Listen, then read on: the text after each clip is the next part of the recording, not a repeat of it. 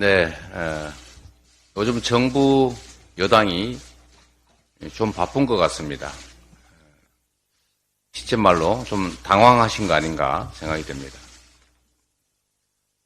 어제는 일회용 컵 사용 규제를 하지 않겠다, 또 완화하겠다 이런 걸로 또 한 소동이 있었습니다.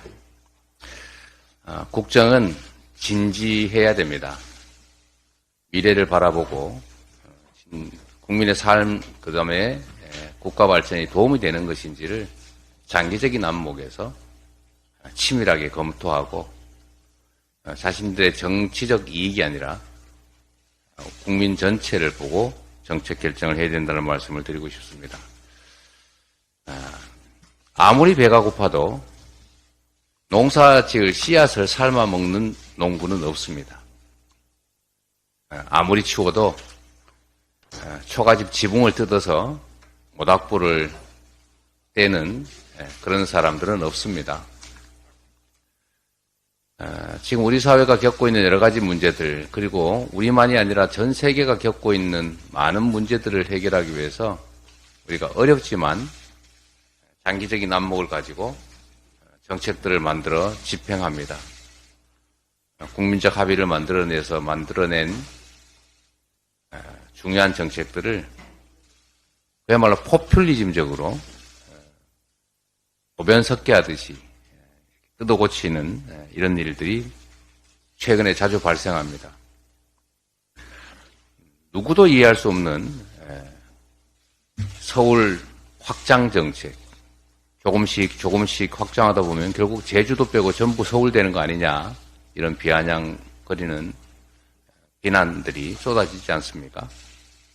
어딘가에는 경계가 있기 마련이고 국토 균형 발전이라는 측면에서 진중하게 결정해야 될 행정구역 문제를 적극적으로 표가 되지 않을까 해서 마구 던지듯이 일을 벌리고 있습니다. 앞으로도 이런 현상들이 계속되지 않을까 우려됩니다. 116년 만에 11월 기온이 30도로 올랐다가 또 한 주 만에 한파주의보가 내려졌습니다.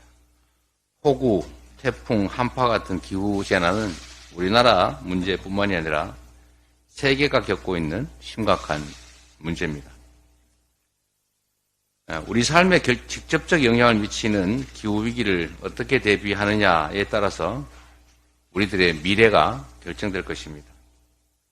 이러한 기후위기를 새로운 성장의 기회로 만들어야 됩니다. 그래서 정부의 여당에 지금까지 계속 말씀드렸던 것처럼 기후에너지부 신설을 제안드립니다.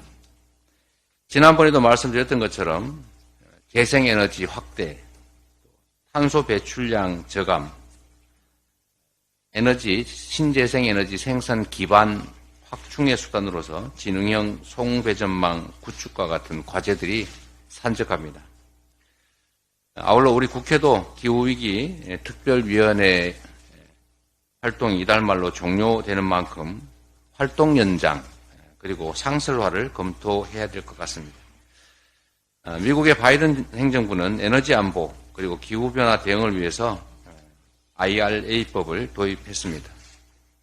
프랑스 또한 이에 대응해서 탄소 배출량을 기준으로 보조금을 지급하는 탄소 녹색 산업법을 도입했습니다.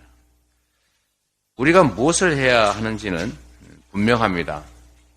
민주당은 기후 선진국에 휘둘리지 않고 그리고 앞으로 이 기후위기를 기회로 만들기 위한 적극적인 노력을 해 나가겠다는 말씀을 드립니다. 다시 한번 정부 여당에 말씀드립니다.